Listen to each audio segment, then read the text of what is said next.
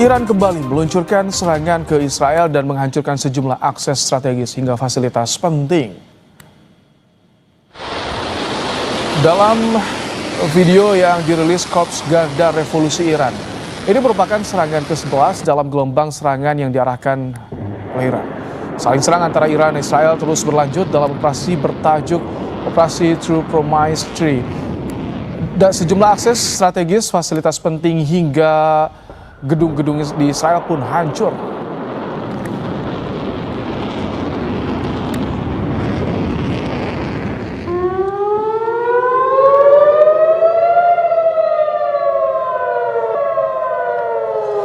Bunyi sirene pun menggema di kota Tel Aviv saat sistem pertahanan udara Israel mencegah sejumlah serangan udara di tengah konflik Israel-Iran. Menurut pihak militer Israel, sirene juga terdengar di sejumlah kota di Israel lainnya. Pasukan Israel pun menyebut bahwa mereka juga meluncurkan sejumlah serangan ke ibu kota Iran, Teheran. Intensitas serangan antara kedua negara meningkat sejak Israel pertama kali melakukan serangan ke Iran pada Jumat lalu, yang termasuk dalam operasi Rising Lion.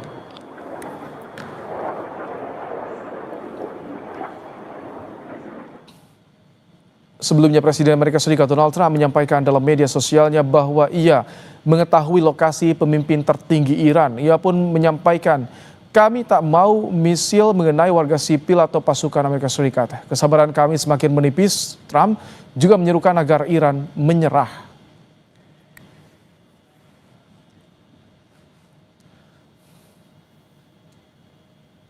Pemimpin tertinggi Iran, Ayatollah Ali Khamenei, menolak peringatan dari Presiden Amerika Serikat Donald Trump untuk menyerah tanpa syarat dalam menghadapi serangan Israel. Khamenei menegaskan bahwa perdamaian atau perang tidak bisa dipaksakan pada Iran. Khamenei bahkan memperingatkan keterlibatan Amerika dapat menyebabkan kerusakan yang lebih fatal dan merugikan Amerika sendiri. اینی که به ملت ایران بگم بیایید تسلیم بشید حرف عاقلانه ای نیست. افراد با خرد که میشناسن ایران رو، میشناسن ملت ایران رو، میشناسن تاریخ ایران رو، هرگز چنین حرفی رو بر زبان جاری نمیکنن. تسلیم چی بگن؟ ملت ایران تسلیم شدنی نیست. آمریکا در این قضیه 100% به ضرر اوست. اونچه که او در این زمینه ضربه خواهد خورد به مراتب بیشتر است از اونچه که ایران ممکنه صدمه بخوره. Kementerian Luar Negeri akan mengevakuasi warga negara Indonesia yang berada di Iran jika eskalasi konflik bersenjata antara Iran dan Israel telah memasuki siaga 1. Sampai saat ini Kemenlu mengimbau WNI untuk selalu waspada dan terus memonitor konflik antara Israel dan Iran. Kemenlu juga telah mempersiapkan evakuasi dan telah dikoordinasikan dengan kementerian dan lembaga terkait. Kami sampaikan ya, bahwa memang statusnya siaga 2, namun kami selalu menghimbau agar para WNI selalu waspada ya, dan selalu memonitor situasi yang ada, dan at any time jika terjadi eskalasi kita dapat tingkatkan menjadi siaga 1. Dan kemudian akan melaksanakan proses evakuasi. Untuk membahas perang Iran dengan Israel yang kian memanas, sudah bergabung bersama kami pendiri Sinergi Policies Dina Prapto Raharja. Selamat malam, Mbak Dina. Selamat malam, Mas Rahmat. Mbak Dina, di X kita juga melihat ada cuitan dari Khamenei soal pertempuran dimulai. Apakah dengan adanya penegasan seperti ini, perang Iran dan Israel akan terus berkepanjangan? Sepertinya masih akan lama ya, karena kompleks problemnya dan eksistensial buat negara-negara yang terlibat. Dan yang terlibat di sini bukan bilateral saja antara Israel dengan Iran, tapi juga ada Israel dengan Amerika Serikat, Israel dengan Eropa. Salah satu esensinya adalah Israel ingin menarik Amerika Serikat masuk ke dalam perputaran perang tersebut, demikian pula Eropa. Sementara di dalam negeri Amerika Serikat sendiri sudah mulai terjadi perpecahan pendapat ya soal terlibat atau tidaknya, demikian pula di Eropa.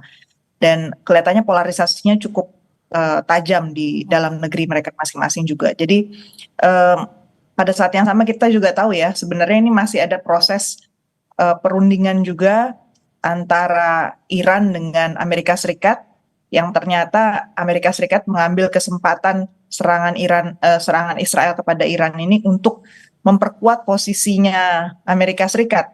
Jadi kelihatan di situ masalahnya itu sebenarnya tidak si Israel sendiri ya yang ingin situasi itu semakin tidak pasti supaya posisi dia yang saat ini sedang mulai tersudutkan ya di Gaza. Kemudian kita tahu minggu ini harusnya ada pertemuan di New York antara Prancis kemudian Saudi Arabia untuk menekan Israel dan mengakui kedaulatan Palestina kan. Nah ini berarti kan akhirnya diboikot nggak terjadi ya. Dan ini salah satu konteksnya. Jadi ketika ada blok G7 bahkan sudah mendukung Israel. Nah di sini ketika ada blok Rusia mendukung Iran, ini semakin menambah polarisasi yang terjadi di sana. Betul. Jadi akhirnya kan dunia terbelah menjadi kubu yang semakin tajam ya. G7 sudah mulai dibicarakan bukan lagi penggerak pertumbuhan dunia, tapi malah penyebab disrupsi. Dan bukan tidak mustahil ya, Rusia itu akan juga masuk ke dalam perputaran konflik ini jika Amerika Serikat masuk. Mereka sudah mengatakan akan mengancam. Kalau Cina masih berusaha berada di tengah-tengah ya, tapi sekali lagi kalau situasinya semakin panas, bukan tidak mustahil ini perang yang lebih luas bisa terjadi. Yang terdampak bagaimana? Kita bicara soal regional dulu, kawasan dulu. Bagaimana dampaknya dengan perang yang terjadi saat ini? Jadi yang paling mengkhawatirkan itu sebenarnya adalah regime change. Jadi upaya Israel untuk mendongkel kepemimpinan Khamenei di Iran dan menguasai Iran. Jadi imperialisme ya targetnya itu terhadap Iran. Sementara Amerika Serikat juga ingin menonjolkan Make America Great Again dengan kasus ini gitu. Dan ini yang ironis sebenarnya, karena sebenarnya nggak ada yang akan pernah diuntungkan dari invasi militer, tapi kenyataan cara ini yang dipakai. Baik, jika jadi tadi targetnya adalah regime change, artinya ini yang dipertahankan oleh Iran yang menjadi penyebab ini akan sulit diredakan perang kali ini. Ya, jadi dari pihak Iran sudah pasti nggak akan mau menyerah ya. Tidak dari posisi sebenarnya dari tahun lalu itu sudah dibayangkan oleh Iran bahwa pasti akan dicari-cari masalah lah dengan Iran. Jadi berbeda dengan kasus Libya atau Suriah di mana mereka memang sudah masuk bertahun-tahun digerogoti dari dalam gitu ya. Posisi orang asing, orang-orang tentara-tentara asing sudah masuk ke dalam negara tersebut. Kalau Iran ini kan sudah menciptakan satu barrier ya, perlindungan buat mereka sendiri itu. Jadi kali ini mereka ternyata relatif lebih kuat, bahkan klaim tidak perlu dibantu yang lain pun nggak apa-apa, dia masih bisa survive. Oke, Mbak Dina, bagi Indonesia apa yang harus diwaspadai adanya perang Iran-Israel ini? Satu, dampak ekonomi. Yang kedua, tentu saja posisi politik luar negeri Indonesia. Dari sisi ekonomi, Selat Hormuz yang dikendalikan dan melewati rentan juga dengan posisinya sangat dekat dengan Iran, posisinya di Iran itu adalah choking points untuk perlintasan energi dunia. Jadi saat ini saja rupanya sudah terjadi kenaikan asuransi kapal-kapal yang harus melalui wilayah sana, sehingga harga minyak mentah itu sudah naik.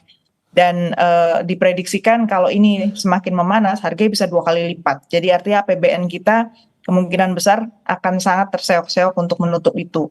Apalagi cadangan minyak kita ternyata juga nggak sampai 30 hari gitu ya standarnya. Dan imbas yang lainnya itu sektor-sektor yang jelas-jelas harus melalui wilayah Eropa, jadi dan juga bergantung pada harga BBM, kemudian juga transportasi, kemudian juga sektor yang sifatnya leisure ya, yang sifatnya tourism, itu kemungkinan besar akan ditunda dulu, jadi akan ada perlambatan yang signifikan, padahal kita tahu di dalam negeri itu sektor-sektor ini sudah tertekan, transportasi, hotel, kemudian tourism itu sudah tertekan, jadi artinya kita harus mengantisipasi perlambatan yang signifikan di sektor ekonomi. Kalau di luar negeri, dampaknya berarti kita harus mengantisipasi polarisasi tadi.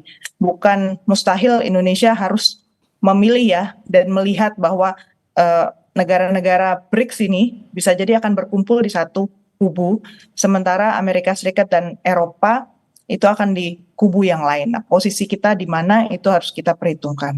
Kita langsung bisa mengambil peran sesegera mungkin untuk bisa meredakan ini? Saya kira masih harus bicara dengan sejumlah pihak, kita harus lebih membuka mata. Sejumlah negara seperti Turki misalnya, karena mereka berbatasan langsung dengan Iran, itu bersikap lebih hati-hati, tapi jelas mereka akan mengusahakan perdamaian. Itu salah satu contoh ya, apalagi kita punya MOU dekat dengan dengan Turki, dan kita punya high level council juga dengan Turki sekarang. Itu ada baiknya kita juga berkomunikasi intensif tentang cara-cara meredakan ketegangan di sana. Baik. Terima kasih Mbak Dina Prapto Raharja, pendiri dari Synergy Policies, telah menyampaikan pandangannya soal perang yang terjadi antara Iran dan juga Israel di program Kompas Malam hari ini. Terima kasih Mbak Dina. Terima kasih, selamat malam. Malam.